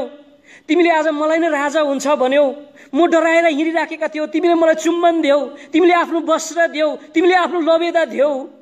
आज तिमी मर्यौ, तर तिम्रो प्रेम चाहिँ स्त्रीको प्रेमलाई जिताउने प्रेम। आज मण्डलीमा यो प्रेम खोजिरहनु भएको छ। आफू रीतिकन अरूलाई माया गर्ने प्रभुले खोजिरहनु भएको छ। के यो प्रेम, यो माया के तपाईँ र मेरो हृदयभित्र छ? के यो प्रेमको आगो तपाईँ र मेरोमा बलेको छ? एउटा भनाइ मलाई साह्रै मनपर्छ। एकजना ठुलो लेखकले भनेको रहेछ, प्रेमको हृदय लिएर जिउँ। अरे सुन्नुहोस् है, प्रेमको हृदय लिएर जिउँ अनि प्रेमको हृदय लिएर नै यस पृथ्वीबाट हामी अन्त हौँ। मान्छेले मृत्युपछि तपाईँ र मलाई धनी मान्छे थियो भनेर होइन अरे, मान्छेले तपाईँ र मलाई बलवान मान्छे थियो भनेर होइन अरे, मान्छेले तपाईँ र मलाई 10वटा बङ्गला थियो भनिकन होइन अरे, मान्छेले तपाईँ र मलाई सम्पूर्ण प्रकारले ठुलो मान्छे थियो भनिकन होइन अरे, तर यो मान्छे चाहिँ प्रेमी मान्छे थियो भनिकन स्मरण गरोस् भनिकन आज भनेको रहेछ। प्रेमको हृदय लिएर जिउँ, प्रेमको हृदय लिएर बढौँ। मान्छेले तपाईँ र मलाई धनी मान्छे, ठुलो मान्छे भनेर होइन स्मरण गर्दा हुँदी यो मान्छे चाहिँ प्रेमी थियो भनिकन आज मरौँ। आज तपाईँ र म मरिसकेपछि हामीलाई स्मरण गर्ने मान्छेले भन्नुहोस् न, यो मान्छे प्रेमी थियो, यो मान्छे असल थियो भनिकन। आज हाम्रो अङ्कल दानियल हाम्रो बिचमा हुनुहुन्न, तर हाम्रो बिचमा नभए तापनि उहाँ मर्नुभयो भनिकन हामी भन्छौँ, तर हाम्रो हृदयभित्र उहाँ जिउँदै हुनुहुन्छ, उहाँ मर्नु भएको छैन। किन भन्दा हुँदी आज उहाँमा पनि सम्पूर्ण प्रकारले प्रेममा हिँड्ने उहाँमा गुण भएको खण्डमा। यसैले पवित्र आत्माले भरिएको मान्छे टेढो हिँड्दैन, पवित्र आत्माले भरिएको मान्छे चाहिँ प्रेममा हिँड्छ भनिकन हामीले हेऱ्यौँ। यसैले आज तपाईँ र मैले प्रेमलाई त्यागिदिएका छौँ भने आज तपाईँ र मैले निर्णय गर्नुपर्छ कि तपाईँ र म त्यो पहिलो प्रेममा तपाईँ र म फर्किनुपर्छ। दोस्रो, जो मान्छे पवित्रतामा हिँडेको छ, जो मान्छे एकदमै सम्पूर्ण प्रकारले आत्माले भरिएको छ, त्यो मान्छे चाहिँ कस्तो प्रकारले हिँड्छ अरे भन्दाखेरि चाहिँ दोस्रो यूहन्नाको किताब 1:4 लेखिएको छ, ऊ चाहिँ सत्यतामा हिँड्छ भनिकन बताएको छ। म पद पढाउने छुइनँ। मेरो नानीहरू सत्यतामा हिँडेको पाउँदा मलाई साह्रो खुसी लाग्छ। पवित्र आत्माले हिँडेको मान्छे, पवित्र आत्माले भरिएको मान्छेको हिँडाइ सत्यतामा ऊ हिँड्छ, उसमा सम्पूर्ण प्रकारले गुड अनि सत्यता उसमा पाइन्छ। के तपाईँ र ममा सत्यता छ? के तपाईँ र म रात दिन झुट बोलिराखेका छैनौँ? अब यो सत्यतालाई तपाईँ र मैले बेचेका छैनौँ? तपाईँ र मैले सत्यलाई किन्न पर्नेमा सत्यतालाई तपाईँ र मैले बेची पठाएका छैनौँ? पवित्र आत्माले भरिएको मान्छेमा सत्यता पाइन्छ। परमेश्वरको वचनमा लेखिएको छ, झुट बोल्नेहरूको भाग चाहिँ आगो र गन्धक बलिरहेको झिलभित्र हुनेछ। यो चाहिँ दोस्रो मृत्यु हो भनिकन तपाईँ र म मण्डलीमा परमेश्वरको सेवा गरिराखेका छौँ। झुटलाई तपाईँ र मैले पिइराखेका छैनौँ। रात दिन झुट तपाईँ र मैले बोलिराखेका छैनौँ। हो, झुट बोल्दाखेरि केही काम बनिँदो रहेछ, तर यसले तपाईँ र नरकको भागी बनाउँछ। पवित्र आत्माले भरिएको मान्छेमा झुट पाइँदैन, पवित्र आत्माले भरिएको मान्छेमा चाहिँ सत्यता पाइन्छ। तेस्रो कुरा चाहिँ जो मान्छे पवित्र आत्माले भरिएको छ त्यो मान्छेको हिँडाइद्वारा चिनिन्छ भन्ने कुरा हामीले अध्ययन गरिराखेका छौँ। पवित्र आत्माले भरिएको मान्छेको हिँडाइ, तेस्रो हिँडाइ चाहिँ ऊ एकतामा र मेलमिलापमा हिँड्छ भनिकन बताउँदछ। एकता अनि मेलमिलापमा हिँड्छ। यो कुरा हामी परमेश्वरको वचन भजनको किताब 133:1 लेखिएको छ, हे दाजुभाइहरू हो, मिलापमा बस्नु कति असल कुरा हो, एकतामा बस्नु अति असल कुरा हो। के तपाईँ र म आज एकतामा बसेका छौँ? तपाईँ र मेरोमा मिलाप भन्ने कुराहरू छ। पवित्र आत्माले तपाईँ र ममा नभरिएको खण्डमा सम्पूर्ण प्रकारले तपाईँ र ममा एकता छैन। तपाईँ र म एक भएर हिँड्न सकिराखेका छैनौँ। तपाईँ र ममा मेलमिलाप छैन। किन भन्दाहुँदी त्यो पवित्र आत्माले तपाईँ र म भरिन पर्नेमा यो पवित्र आत्माले तपाईँ र म नभरिएको खण्डमा। यसैले तपाईँ र मैले आज निर्णय लिनुपर्छ। आजको दिनसम्म तपाईँ र मैले कोहीसँग, तपाईँ र म कोहीसँग यदि अनमेलमा बसिराखेका छौँ भने, तपाईँ र म आजको दिनसम्म कसैसँग बोलेका छैनौँ भने, तपाईँ र म आजको दिनसम्म कोहीसँग अनबन तपाईँ र म गएर बसिराखेका छौँ भने, आज तपाईँ र मैले सम्पूर्ण प्रकारले निर्णय गर्नुपर्छ। अरे साँच्चै पवित्र आत्माले भरिएको मान्छे म भन्छु, ममा पवित्र आत्मा छ भनिकन बताउँदछ, तिमीहरूको शरीर पवित्र आत्माको मन्दिर हो भनिकन बताउँदछ। तर पवित्र आत्माले भरिएको मान्छे त मिलापमा बस्दो रहेछ, एकतामा बस्दो रहेछ। मेरोमा मिलाप छैन, मेरोमा एकता छैन। आज तपाईँ र मैले मिलाप गर्नुपर्छ। आज तपाईँ र मैले मिलापको करार तपाईँ र मैले बाँध्नुपर्छ। पवित्र आत्माले भरिएको मान्छे चाहिँ उसको हिँडाइद्वारा चिनिन्छ, जसरी एउटा मद पिउने मान्छेलाई उसको हिँडाइद्वारा चिनिन्छ। दोस्रो कुरा हामीले हेरिसक्यौँ। अब तेस्रो कुरा चाहिँ जो मान्छे मद पिएको हुन्छ त्यो मान्छेलाई तपाईँ र मैले कसरी चिन्न सक्छौँ अरे भन्दाहुँदी चाहिँ मद पिएको मान्छेले चाहिँ उसको बोलाइको तरिकाद्वारा तपाईँ र मैले चिन्न सक्छौँ। मद पिएको मान्छेलाई चाहिँ, रक्सी पिएको मान्छेलाई चाहिँ तपाईँ र मैले उसको बोलीको तरिका, उसको बोल्ने तरिकै ढङ्ग हुँदैन। सक्दोभर त उसले घिनलाग्दो कुरो मात्रै प्राय बोल्छ, अनि बोल्यो भने पनि लड बढाउँदै ऊ बोलिराखेको हुन्छ। अनि सक्दोभर उसले एकदमै अशुद्ध कुराहरू बोलेको हुन्छ, गाली दिने कुराहरू उसले बोलिराखेको हुन्छ, नमिठो कुरा बोलिराखेको हुन्छ, सुन्दै नसुन्न हुने कुरा आज बोलिराखेका हुन्छ। जो मनुष्य मद पिया हुआ होता है, रम और रक्सी पिया होता है, उसको हम उसकी बोली से उसको पहचान जाता है। उसकी बोली ठीक नहीं होता, सम्पूर्ण प्रकारले उसको बोलीमा घिनलाग्दो कुरा मिसिएको हुन्छ। परमेश्वरको वचन बाइबलमा लेखिएको छ, रोमीको किताबमा 3:13-14 लेखिएको छ, उसको मुखबाट चाहिँ तितो कुरो निस्किएको हुन्छ भनिकन आज बताउँदछ। पढिदिनुहोस् भाइ बरु यस पदलाई चाहिँ, रोमीको किताब 3:13-14 चाहिँ, रोमीको किताब 3:13-14 उसको मुखबाट तितो कुरा निस्किएको हुन्छ। मद पिउने मान्छेको मुखबाट हामी भन्न सक्छौँ। पढिदिनुहोस् भाइ। तिनीहरूको घोक्रो खुल्ला चिहान हो, तिनीहरूले आफ्ना जिब्राले छल गरेका छ। तिनीहरूका ओठ मुनि काला साँपहरूको बिष छ, जसको मुख श्राप र तिता कुराले भरिएको हुन्छ। सम्पूर्ण प्रकारले मद पिएको मान्छेको मुखबाट पनि तितो कुराहरू मात्र निस्किन्छ भनिकन यस जग्गामा लेखिएको कुरा आज हामी देख्छौँ भने, दोस्रो कुरो चाहिँ मद पिएको मान्छेको मुखबाट चाहिँ घमण्डको कुरा मात्र निस्किन्छ भनिकन आज भन्दछ। यो कुरा हामी यहोदाको किताब 1:16 घमण्डको कुरा। अब मद पिएको मान्छेले आफ्नो सारा सम्पत्ति रक्सी खाएर गुमाइसक्यो भए पनि घमण्ड भन्ने कुरा कम्ती हुँदैन, ठुल्ठुलो कुरा कम्ती गर्दैन उसले, सानो ठुल्ठुलो कुरा उसले गर्दैन, घमण्डको कुरा उसले गरिराखेको हुन्छ। सोही प्रकारले जसरी तपाईँ र मैले मद पिएको मान्छेलाई टाढैबाट उसको बोल्ने तरिकाद्वारा चिन्न सकिन्छ, त्यही प्रकारले पवित्र आत्माले भरिएको मान्छे पनि उसको बोलाइद्वारा चिन्न सकिन्छ। पवित्र आत्माले भरिएको मान्छेको मुखबाट घमण्डको कुरा निस्किँदैन। पवित्र आत्माले भरिएको मान्छेको मुखबाट सम्पूर्ण प्रकारले अशुद्ध कुराहरू निस्कँदैन। आज पवित्र आत्माले भरिएको मान्छेको मुखबाट तितो कुरा निस्कँदैन।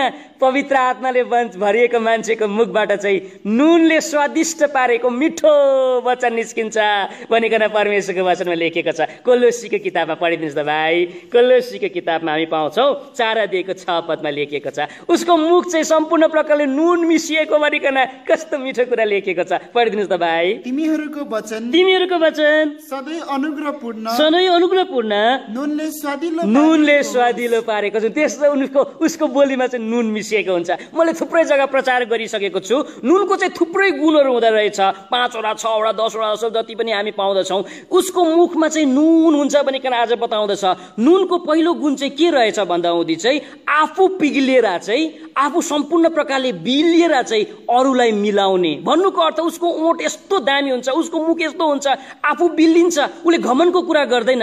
आज आफू नदेखिएर, आफू लुकिएर, आफू बिलिएर अरूलाई मिलाउने उसको मुखबाट मिठो बोली निस्केको हुन्छ। आज के तपाईँ र ममा नुन छ? के तपाईँ र मेरो मुखमा, तपाईँ र मेरो मुखमा नुनले स्वादिलो पारिएको छ? दोस्रो नुनको गुण चाहिँ के हुँदो रहेछ? पार्सलिटी नगर्ने, कुनै पनि पक्षपात छैन। यो नुनले कहिले पनि आज टमाटर म तँसँग मिल्दिन भन्दैन, तिते करेला म तँसँग मिल्दिन भनिकन बताउँदैन, खोर्सानी म तँसँग मिल्दिन भन्दैन, डल्ले खोर्सानी म तँसँग मिल्दिन भनिकन आज भन्दैन, आलु म तँसँग मिल्दैन भनिकन आज भन्दैन।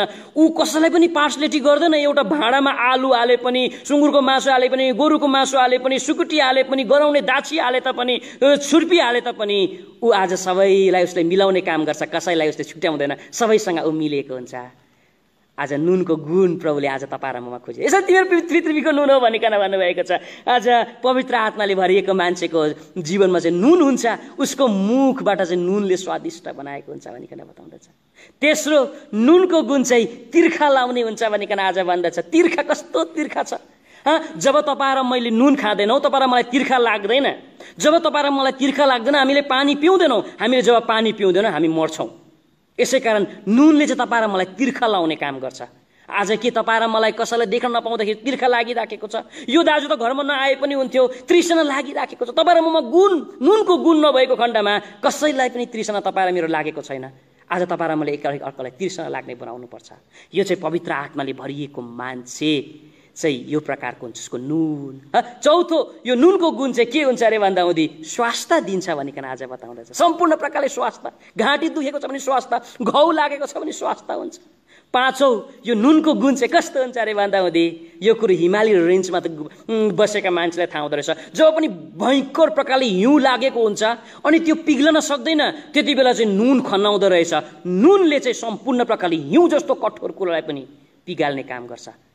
आज नुनको गुण आज तपाईँ र ममा, तपाईँ र मेरो बोलीबाट चिन्नुपर्छ भने तपाईँ र मेरो बोलीमा चाहिँ सम्पूर्ण प्रकारले नुन मिसिएको हुनुपर्छ भनिकन आज भन्दछ। पवित्र आत्माले भरिएको मान्छेको बोलीमा नुन मिसिएको हुन्छ। मेलमिलाप विदाउट पार्सलिटी, कुनै पनि प्रकारको उयो छैन। अब परमेश्वरको वचनले बताउँदछ जो मान्छे पवित्र आत्माले भरिएको छ त्यो मान्छेको बोलीद्वारा चिन्छ, उसको बोली मिठो हुन्छ अरे। दोस्रो कुरो परमेश्वरको वचन हितोपदेशको किताब 17:27 लेखिएको छ, ऊ चाहिँ सम्पूर्ण प्रकारले उसले चाहिँ सिधा कुरा बोल्छ भनिकन परमेश्वरको वचनमा लेखिएको छ। पढिदिनुहोस् भाइ। जससँग ज्ञान छ उसले आफ्ना वचनहरू जोगाउँछ अनि समझदार मानिस हजुर ठण्डा आत्माको हुन्छ। वचन के गर्छ अरे? जोगाउँछ। ऊ जोगिएर बोल्छ। ऊ जहाँ पायो त्यही बोल्दैन, ऊ एकदमै जोगिएर ऊ बोल्छ। कारण मद पिएको मान्छेले बोल्नुको कुनै ठेगानै हुँदैन। ऊ त कहिले पनि जोगिनु छैन, उसलाई के को मतलबै छैन जोगिनुसँग उसलाई। किन भन्दा हुँदी चाहिँ आज उसकोमा कुनै सेन्स भन्ने कुरो हुँदैन। यसै कारण आज तपाईँ र म बोल्नु पर्दाखेरि जोगिनु पर्छ।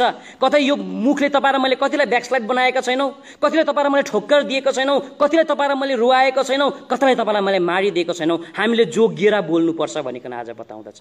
पवित्र आत्माले भरिएको मान्छेको बोली चाहिँ जोगिएर ऊ बोल्छ भनिकन आज बताउँदछ। प्रभुको वचन बाइबलमा एकजना मान्छे छ जसको नाम याकुब हो।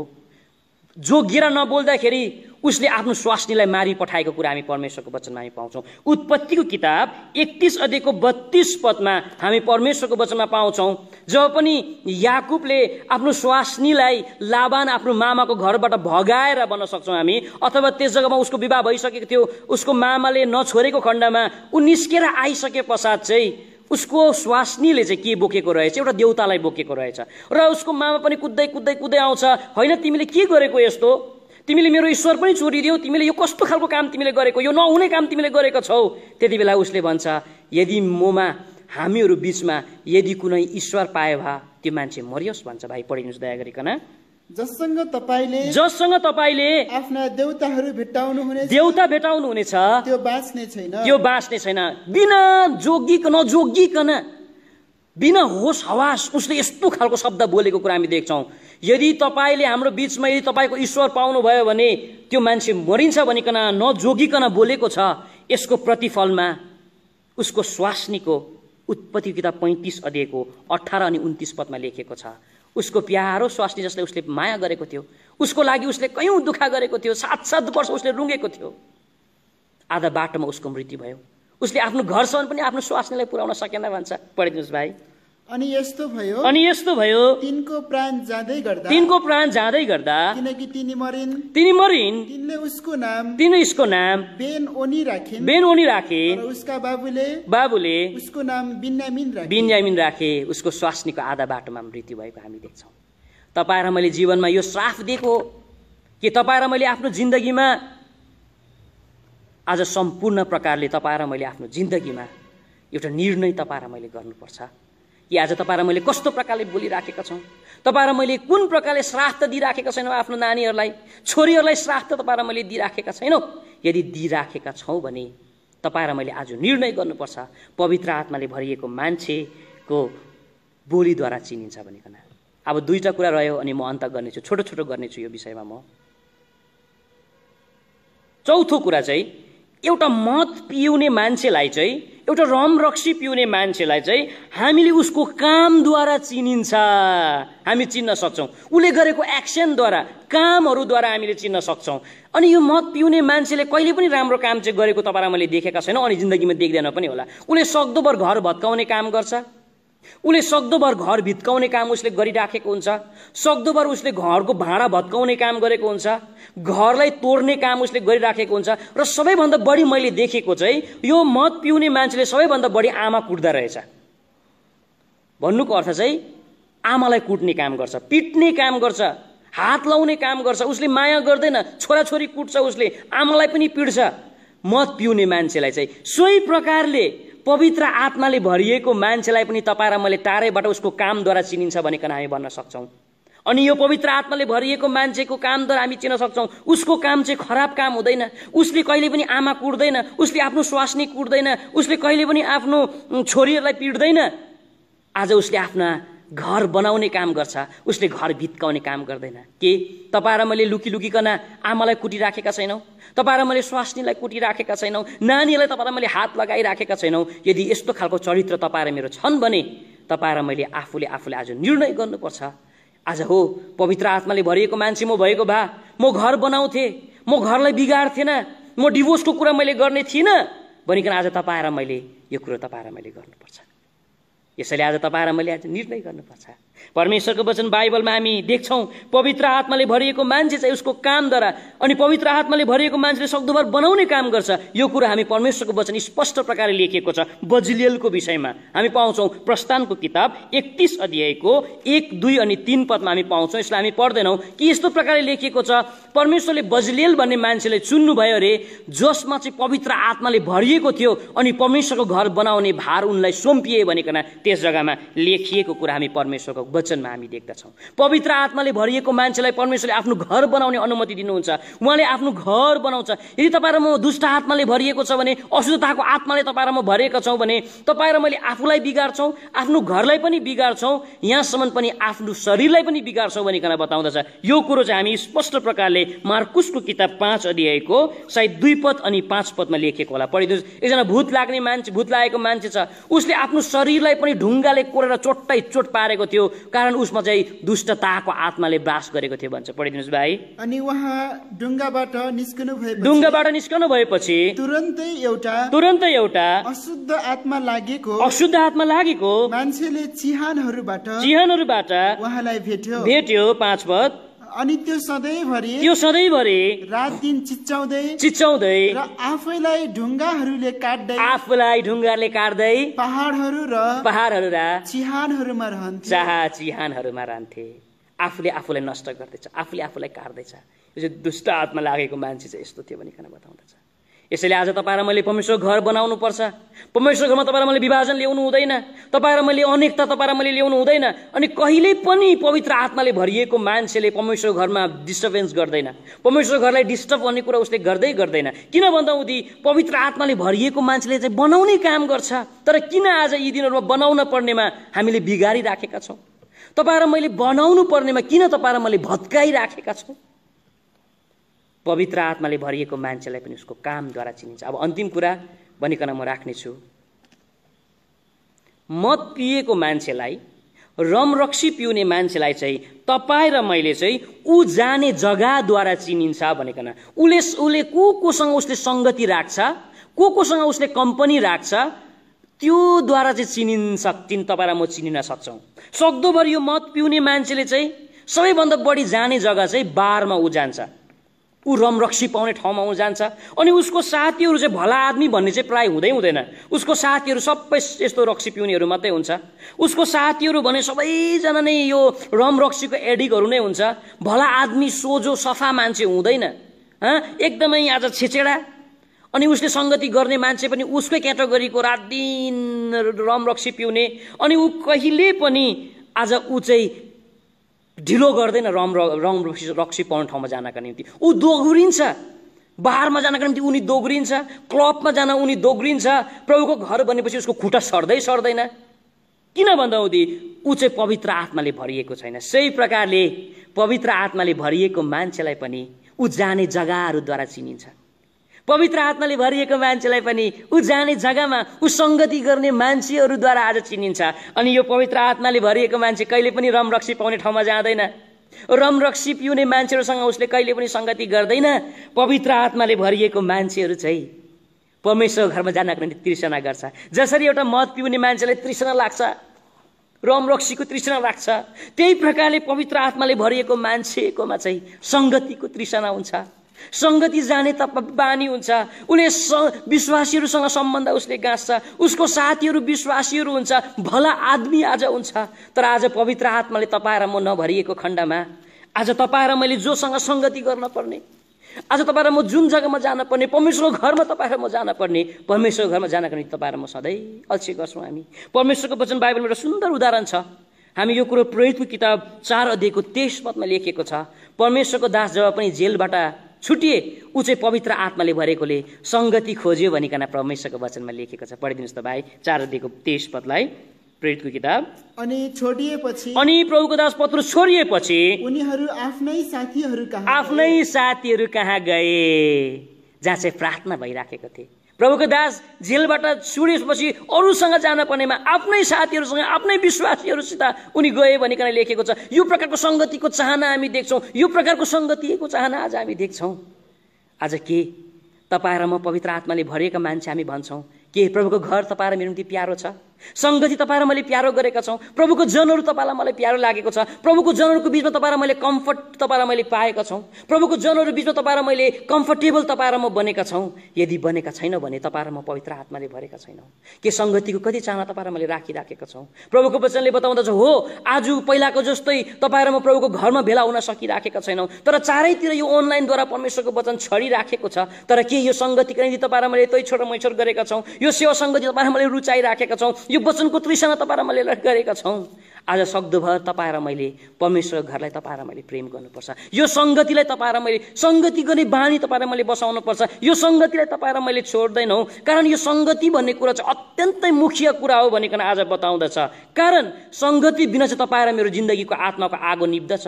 यो सङ्गतिद्वारा तपाईँ र मैले आफ्ना नानीको सुन्दर भविष्य तपाईँ र मैले बनाउन सक्छौँ। यो सङ्गतिद्वारा तपाईँ र मैले सब कुरा आज तपाईँ र मैले गर्न सक्छौँ। के तपाईँ र म परमेश्वर घरपछि तपाईँलाई मैले तृष्णा राखेका छौँ, प्रभुको घरको निम्ति तपाईँलाई म कुदिराखेका छौँ। आज तपाईँलाई म प्रभुको घरमा जानका निम्ति प्रभुको दास दाउद जस्तो जब पनि मलाई कसैले प्रभुको घर जान भने म खुसी भएँ, तपाईँ र म खुसी भएका छौँ कि प्रभुको घरमा तपाईँ र म सेवा सक्ने बेलामा हामी पुग्थ्यौँ अनि आज पनि पुग्छौँ। कति सेवाघरहरू खोलिएको छ कि तपाईँ र म टाइमली परमेश्वर घरमा तपाईँ र म पुगिराखेका छौँ। एउटा घटना रहेछ, एउटा मैले प्रभुको दासको वचन सुनिराखेका थिएँ। सधैँ हस्बेन्ड र वाइफ आइतबारको दिन चाहिँ झगडा गर्थ्यो रहेछ, लडाइँ। अनि के विषयमा झगडा हुन्थ्यो रहेछ भन्दाखेरि चाहिँ हस्बेन्डलाई चाहिँ फुटबल खेल्ने आदत लागेको रहेछ। अनि स्वास्नीले भन्दो रहेछ, कहाँ जान्छौ फुटबल खेल्नुको लागि, लाज शरम छैन, आज प्रभुको घरमा सेवामा तिमी जानुपर्छ। अनि हस्बेन्ड र वाइफ लडाइँ गर्दा गर्दै अब पक्कै त्यसो हो भने चाहिँ अब ठिकै छ, तिमीले अब मलाई माछा मार्नु जान पनि दिँदैनौ, फुटबल खेल्नु जानु पनि दिँदैनौ, अनि एउटा कोइन्स ल्याऊ, कोइन्स हुन्छ नि, को सिक्का ल्याऊ, हेड अनि टेल गरौँ। हेड आयो भने म सेवा जान्छु, टेल आयो भने तिमी एक्लै जाऊ, म चाहिँ फुटबल खेल्नु जान्छु भन्दो रहेछ। अनि सधैँभरि तर स्वास्नीले भन्दो रहेछ 20 खेप चाहिँ हेड एन्ड टेल गर्नुपर्छ है, एक खेप होइन नि, थुप्रो खेप गर्नुपर्छ। अनि सुई यहाँ उसले हेड एन्ड टेल गर्दाखेरि चाहिँ आज हेडै मात्रै आउँदो रहेछ, प्रभुको घरमा जाने टेल आउँदै आउँदैन, फेरि सुइया गर्छ र 20 खेप गर्दाखेरि कम्ती लामो समय जाँदा रहेछ र पछिबाट गएर स्वास्नीले जित्दा रहेछ। अनि ऊ प्रभुको घरमा आउँदो रहेछ। प्रभुको दासले सोध्छ, तपाईँ किन प्रभुको सेवामा यत्रो ढिलो आउनुभएको, के गर्नु, मलाई त फुटबल खेल्नु जानुपर्ने थियो, तर मेरो स्वास्नीले दिँदैन, हामीले हेड एन्ड टेल गर्दा गर्दै समय जान्छ भनिकन आज उहाँले भन्नुभएको रहेछ। के प्रभुको घरमा जानका निम्ति तपाईँ र मैले पनि हेड एन्ड टेल गरिराखेका छैनौँ? के त्यो शिक्षालाई तपाईँ र मैले गन्ती गरिराखेका छैनौँ? परमेश्वर घर तपाईँ र निम्ति प्रेमी हो। आज परमेश्वर घरको निम्ति तपाईँ र मैले सबै कुरो गर्नुपर्छ। एउटा जङ्गलको विधले भनेको रहेछ, सुरिलो भडिलो दामी रुखहरू चाहिँ जङ्गलको एक्लो जग्गामा पाइँदैन रे। जुन जग्गामा डम्मै रुख भरिएको छ त्यो जग्गामा चाहिँ तपाईँ र मैले सुरिलो रुख पाउँछौँ भनिकन भन्दछ। त्यो जग्गामा चाहिँ दामी भरिलो रुख पाउँछौँ भनिकन बताउँदछ। एक्लो रुख यदि छन् भने उसलाई हावाले हानेर घामले पिटेर टेढा बाङ्गो बनाइदिएको हुन्छ, तर त्यो रुख चाहिँ सबै मान्छेहरूको बिचमा यदि छन् भने चाहिँ, सबै रुखै रुखको बिचमा छ भने चाहिँ एकले एक अर्काको भारलाई सम्हालिदिन्छ र ऊ स्थिर हुन्छ भनिकन आज बताउँदछ। यसैले तपाईँ र मेरो जीवन प्रभुले एक्लै एक्लै घुम्नका निम्ति दिनुभएको होइन, तपाईँ र मलाई परमेश्वरले सङ्गतिको लागि दिनुभएको। आजभन्दा धेरै समय अघि अमेरिकामा थुप्रै मान्छेलाई जेलमा राखेको रहेछ अनि दिनहुँ मान्छे मर्दो रहेछ। अनि साइन्टिस्टले रिसर्च गर्छ के कारण चाहिँ अमेरिकाको कैदीहरू यसरी मरै गरेको, के कारण चाहिँ मरेको? के राम्रो खाना नदिएर, खाना पनि दिएकै रहेछ, राम्रो भात दिएर त्यो पनि होइन रहेछ। पछिबाट गएर रिसर्च गर्दै लाँदाखेरि चाहिँ सबै कैदीहरूलाई एक्लै राखेकोले चाहिँ लोनलिनेस फिल भएर चाहिँ उनीहरू मरेको रहेछ। यसैले त्यहाँदेखि उता चाहिँ मान्छेलाई एक्लै जेलमा राख्दैन रहेछ। यसै कारण आज तपाईँ र म एक्लै भयो भने हामी मर्छौँ। यसैले आज तपाईँ र मलाई सङ्गतिको निम्ति परमेश्वरले ल्याउनु भएको छ। तपाईँ र म पवित्र आत्माले भरेका छौँ भने हाम्रो खुट्टा परमेश्वर घरप्रति जान्छ। हामी हतार गर्छौँ, हामी बारमा जाँदा, हामी क्लबमा हामी जाँदैनौँ, क्यारम बोर्ड खेल्ने ठाउँमा तपाईँ र म कहिले पनि जाँदैनौँ। र हाम्रा नानीहरूको सुन्दर भविष्य पनि तपाईँ र मैले बनाउन सक्छौँ। आमा र बाउको सपना छ मेरो नानीको सुन्दर भविष्य होस् भन्ने, हामीले सपना साँचेका छौँ, तर तपाईँ र मैले आफ्नो जिन्दगीमा यो निर्णय गर्नुपर्छ। पवित्र आत्माले भरिएको मान्छे चाहिँ उसले राखेको कम्पनीद्वारा चिनिन्छ भनिकन, ऊ जाने जग्गाद्वारा चिनिन्छ। परमेश्वरको घरमा तपाईँ र म जानुपर्छ, सङ्गति तपाईँ र म गर्नुपर्छ। मात्रै थोरै समय एउटा साँचो घटना बताइकन म सेवालाई राख्नेछु। आज आमा बाउको निम्ति साह्रो चिन्ताको विषय बनेको छ। मेरो नानीले के गर्ने हो, स्कुल पनि बन्द छ, काम पाउने हो कि नपाउने हो, चिन्ता छ। तर परमेश्वरको वचन बाइबलमा हामीले हाम्रो नानीलाई लगातार सेवा सङ्गतिमा हिँडायौँ भने, पवित्र आत्माले तपाईँ र म भन्यो भने नानीको भविष्यको कुनै चिन्ता गर्नु पर्दैन। तपाईँ र मैले एउटा जग्गामा सुन्दर परिवार छ, सुन्दर परिवार थियो, एउटै मात्रै छोरा, तर त्यस देशको मान्छेहरूले उसको लोग्नेलाई कुटेर मगज धुलाइ गरेर चाहिँ नास्तिक बनाइदिन्छ। जब पनि उनी नास्तिक बनिन्छ, नास्तिक बनिसकेपछि उसको हस्बेन्ड आएर भन्छ, हेर यीशु ख्रीष्ट कोही पनि छैन, ईश्वर कोही पनि छैन, तिमी नास्तिक बना, म नास्तिक बने, अनि मेरो छोरालाई पनि म नास्तिक बनाउने छु, तिमीलाई कहिले पनि म यीशु ख्रीष्टलाई मान्ने मान्छे म बन्न दिदिनँ। त्यति बेला त्यो आमाले भन्छ, तिमी र मेरोमा आज च्यालेन्ज भएको छ, मेरो छोरालाई म कहिले नास्तिक बन्नु दिदिनँ, यसलाई म परमेश्वरको सेवक बनाउँछु, यसलाई म परमेश्वरको सेवक म बनाउने छु। तिमी र मेरोमा च्यालेन्ज हुन्छ, तर कहिले पनि मेरो छोरालाई म नास्तिक बन्न दिदिनँ। र एउटा निर्णय भयो, आमा र बाउमा एउटा कम्पिटिसन छ, मेरो छोरालाई एकजनालाई नास्तिक बनाउने, एकजनालाई चाहिँ परमेश्वरको सेवक बनाउने। तर यो आमाले आफ्नो जिन्दगीमा आफ्नो छोराको सुन्दर भविष्य बनाउनका निम्ति ऊ एउटा पवित्र आत्माले भरिएको आमा भएको खण्डमा उनको इतिहासमा लेखिएको छ। उसले आफ्नो छोरा र छोराको सम्बन्धमा कहिले पनि संगतिको लागि उसले सम्झौता उसले कहिले पनि गरेन। इतिहासमा छ, उनको इतिहासमा आधा घरदेखि आधा घण्टा रेलवे स्टेसनमा जाँदा रहेछ। आधा घण्टा गइसकेपछि लगभग 2 घण्टा ट्रेनमा यात्रा गर्ने, 2.5 घण्टा भयो। फेरि आधा घण्टा हिँडेर चाहिँ सेवा जान पर्ने रहेछ। लगभग 1 करोड 3 घण्टासम्म उसले हिँडेर आफ्नो छोरालाई परमेश्वरको सेवामा उसले लान्छ। जाँदा 3 घण्टा, आउँदा 3 घण्टा। र यो काम त्यो आमाले कहिले पनि गर्न सक्दैन। आज के तपाईँ र मेरो आमाहरू, के तपाईँले आफ्नो नानीहरूलाई काखमा बोकिकन 3 घण्टा हिँडेर तपाईँले सेवामा लगिरहनु भएको छ? कि यो सङ्गतिमा तपाईँले गुमाइरहनु भएको छ? र यो आमाले हरेक दिन जस्तै दुःखमा पनि अनि घरमा आएर प्रार्थना गर्छ, मेरो छोरालाई ठुलो मान्छे बनाउनुपर्छ। तपाईँले यो नास्तिक बनेको हेर्नु चाहन्न प्रभु, मेरो छोरा ठुलो मान्छे बनेको म चाहन्छु, नास्तिक बनेको म चाहदिनँ। र यो आमाले 3 घण्टा हिँडेर आफ्नो छोरालाई धारमा बोकिकन सन्डे स्कुल लान्छ, ब्रदर्स ग्यादरिङ लान्छ, भनौँ युथको सेवाकाइमा लान्छ। र एक दिन ठुलो हुँदै गएपछि थाहा हुन्छ मेरो आमाले यत्रो परिश्रम गरिरहेको छ, म सेवक बन्नुपर्ने रहेछ। मेरो बाउलाई त नास्तिक बनाइदिएछ यो देशको मान्छेले, तर म नास्तिक बन्नेवाला छुइनँ। यो शब्द चाहिँ आमाको कानमा जब पनि सुन्छ, आमाको लागि सबैभन्दा ठुलो कुरो हुन्छ। ऊ खुसी हुन्छ, ऊ आनन्दित हुन्छ, ऊ रमाउँछ, ऊ हाँस्छ। समय आउँछ 17 वर्षको उमेरमा ऊ राम्रो प्रकारले स्कुल पास गरिसके पश्चात चाहिँ उसले एचएस पास गरिसकेपछि उसको आफ्नो जिन्दगीको एउटा एकलौता निर्णय लिन्छ। त्यो निर्णय चाहिँ अफ्रिकाको जङ्गलमा गएर मिसनरिज भई परमेश्वरको सेवा गर्ने, एउटा महान परमेश्वरको सेवा गर्ने उसले निर्णय गर्छ। त्यो दिन चाहिँ आमाको लागि खुसीको दिन हुन्छ।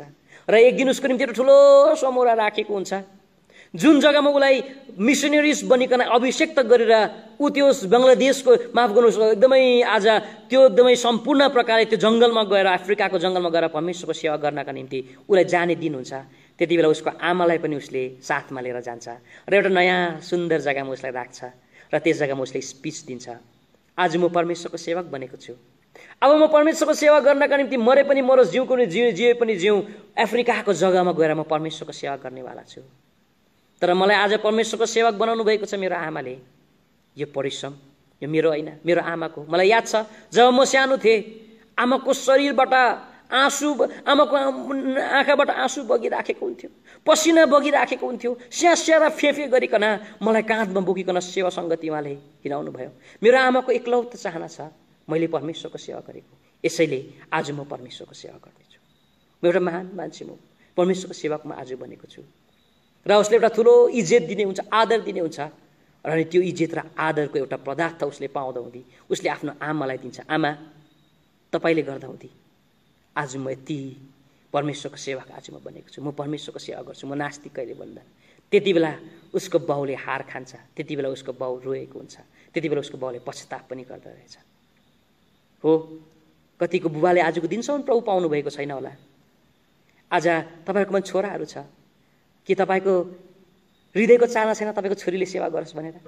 तपाईँको चाहना छैन तपाईँको छोराले प्रभुको सेवा गरोस् भनेर?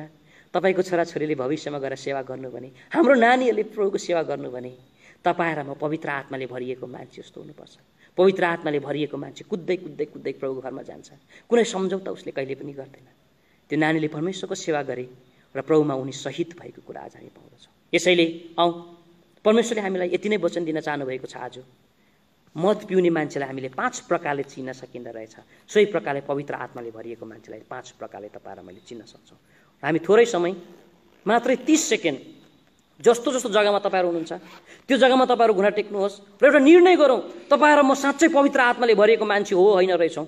तपाईँ र म पवित्र आत्माले भरिएको मान्छे छौँ कि छैन रहेछौँ? परमेश्वरको वचनले तपाईँलाई मलाई देखाइदिनु भएको छ र आज तपाईँ र मैले निर्णय गरौँ, साँच्चै म पवित्र आत्माले भरेको होइन रहेछु, भन्छु म पवित्र आत्माले भरेको, मेरोमा पवित्र आत्माले भरिएको मान्छेको क्यारेक्टरिस्टिक केही पनि छैन रहेछ।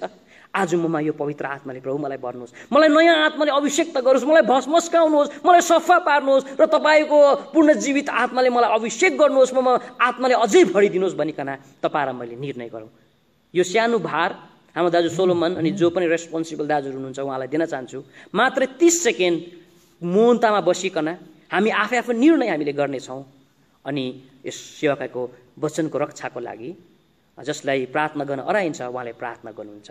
ल दाजु सोलोमन यस सेवाकाईको भार तपाईँले एक समय लिदिनु।